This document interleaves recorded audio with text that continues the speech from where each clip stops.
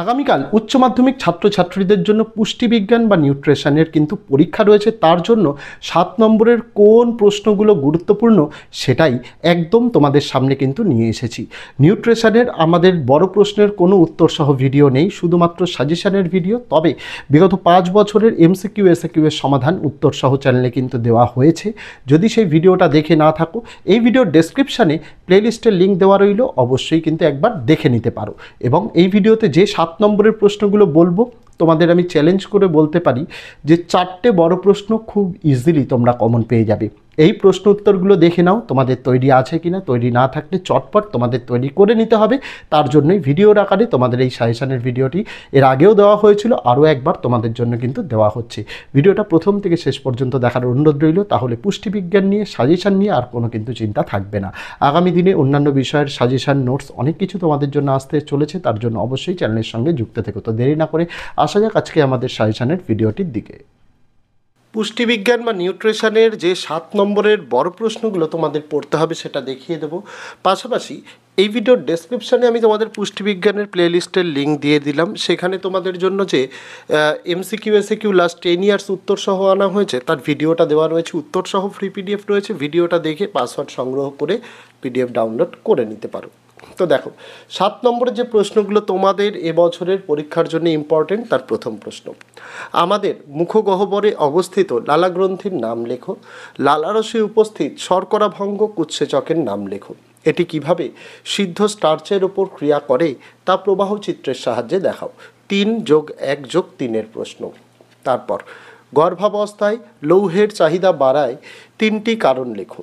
একই সাথে স্তন্যদানকারী মায়ের অতিরিক্ত চাহিদা কীরূপ। একই সাথে গর্ভবতী মায়ের ক্যালোরি ও প্রোটিনের অভাব কিভাবে গর্ভস্থ ভ্রূণকে প্রভাবিত করে।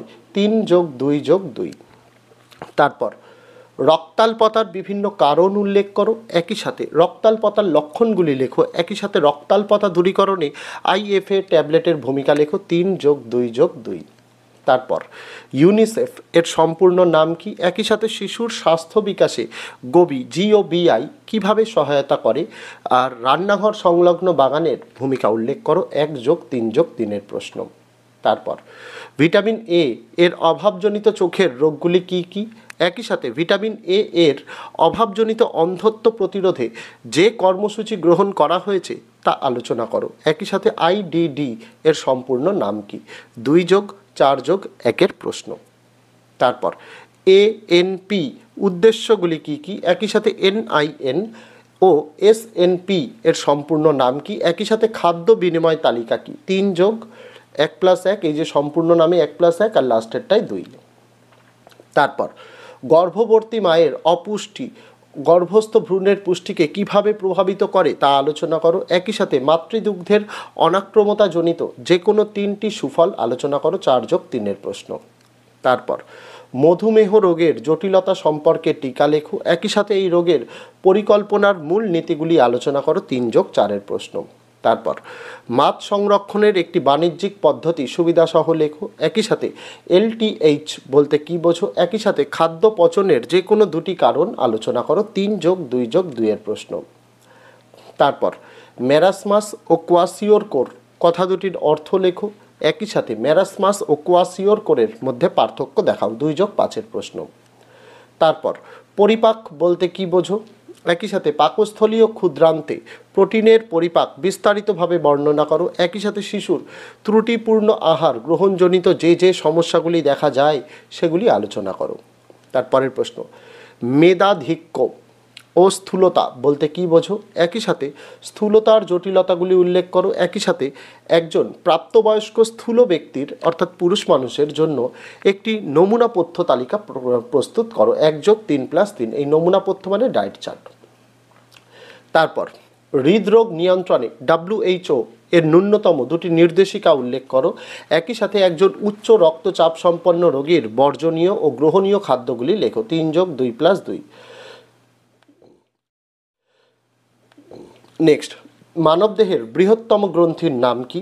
তারপর বিপাকে এর ভূমিকা আলোচনা করো। তারপর ফ্যাটি অ্যাসিডের বিটা জারণ কাকে বলে। 1+4+2 প্রশ্ন। তারপর ভেজাল কাকে বলে। একই সাথে PEA আইন অনুযায়ী ভেজাল খাদ্যের 4টি বৈশিষ্ট্য লেখো। একই সাথে ভোজ্য তেল ও হলুদ গুঁড়োতে মেশানো বিভিন্ন ধরনের ভেজাল দ্রব্য ও তাদের কুফল আলোচনা করো 1+2+4 প্রশ্ন। তারপর কোন রোগ প্রতিরোধের জন্য বিদ্যালয়ে IFA ট্যাবলেট প্রদান করা হচ্ছে, একই সাথে ওই রোগের কমপক্ষে 2টি লক্ষণ লেখো। একই সাথে এই রোগ প্রতিরোধে সরকার যে কর্মসূচিটি গ্রহণ করেছে তা সংক্ষেপে আলোচনা করো 1+2+4 প্রশ্ন। তারপর বিপাক বা মেটাবলিজম বলতে কি বোঝো, একই সাথে উদাহরণ সহযোগে ব্যাখ্যা করো। একই সাথে কোরি চক্র কি, একই সাথে চিত্র সহযোগে বর্ণনা করো 3+1+3 প্রশ্ন। তারপর ডায়াবেটিস রোগের লক্ষণ ও কারণগুলি লেখো। একই সাথে কোষ্ঠকাঠিন্য রোগের একটি নমুনা খাদ্য তালিকা পরিকল্পনা করো 2+2+3 প্রশ্ন। তারপর জাতীয় পুষ্টি প্রকল্প বলতে কি বোঝো, 2টি জাতীয় পুষ্টি প্রকল্পের নাম লেখো এবং বিস্তারিতভাবে আলোচনা করো 2+1+4 প্রশ্ন।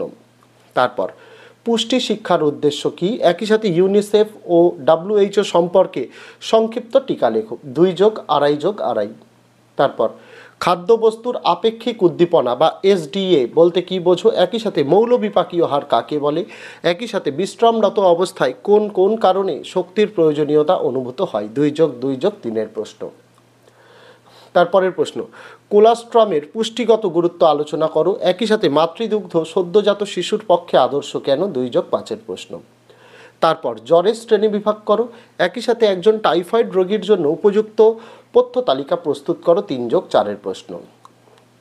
তারপর ICDS ও MDMP এর সম্পূর্ণ রূপগুলি লেখো। একই সাথে এদের মধ্যে যে কোনো একটি সম্বন্ধে বর্ণনা করো 2+5 প্রশ্ন। তারপর অগ্ন্যাশয় রস বলতে কি বোঝো, একই সাথে এর উৎস, উপাদান ও কাজ সম্বন্ধে যা জানো লেখো 1.5+1+2+2। তারপর বিশ্রামরত অবস্থায় দেহের যেসব শারীরবৃত্তীয় কাজ সম্পাদনের জন্য শক্তির প্রয়োজন হয় সেগুলি উল্লেখ করো। একই সাথে শ্রমভেদে একজন প্রাপ্তবয়স্ক পুরুষ ও মহিলার শক্তির চাহিদা কিরূপ 4+3 প্রশ্ন। তারপর গেটে বাত কাদের মধ্যে বেশি দেখা যায় এবং কত রকমের গেটে বাত হয়, একই সাথে কি কি কারণে মানুষের গেটে বাত হয় সেগুলি লেখো। একই সাথে এই রোগে আক্রান্ত রোগীর গ্রহণীয় ও বর্জনীয় খাদ্যগুলি কি কি, একই সাথে এই রোগে আক্রান্ত ব্যক্তির খাদ্যের একটি নমুনা তালিকা প্রস্তুত করো 0.5 + 0.5 + 2 + 2 + 2। তারপর মায়ের অপুষ্টি গর্ভস্থ ভ্রূণকে কিভাবে প্রভাবিত করে, একই সাথে একজন প্রসূতি মায়ের পুষ্টির প্রয়োজনীয়তা কি 3+4 প্রশ্ন। তারপর যক্ষ্মা রোগের জন্য দায়ী জীবাণুটির নাম কি, একই সাথে এটি মানব শরীরে কোন কোন স্থানকে আক্রমণ করে, একই সাথে এই রোগের লক্ষণ, নিয়ন্ত্রণ এবং মোট ক্যালোরি ও প্রোটিনের পরিমাণ উল্লেখ করে দৈনন্দিন খাদ্যের একটি নমুনা তালিকা প্রস্তুত করো 1+1+1+4। তারপর খাদ্যদ্রব্য নষ্ট হওয়ার কারণগুলি লেখো। একই সাথে ফল সংরক্ষণের বাণিজ্যিক পদ্ধতিগুলি আলোচনা করো 4+3 প্রশ্ন। তারপর অর্নিথিন চক্রের অপর নাম কি, একই সাথে এই চক্রটিকে অর্নিথিন চক্র বলা হয় কেন, একই সাথে প্রবাহ চিত্রের সাহায্যে চক্রটিকে বর্ণনা করো 1+3+3। তারপর ক্রেবস চক্রকে TCA চক্র বলা হয় কেন, একই সাথে এই প্রক্রিয়াটি কোষের কোথায় সম্পন্ন হয়, একই সাথে ক্রেবস চক্রের বিক্রিয়াপথ ছকের মাধ্যমে দেখাও 1+1+5। তারপর পিত্তরসের 2টি জৈব উপাদানের নাম লেখো। মানবদেহে পিত্তরসের গুরুত্ব আলোচনা করো 2+5 প্রশ্ন।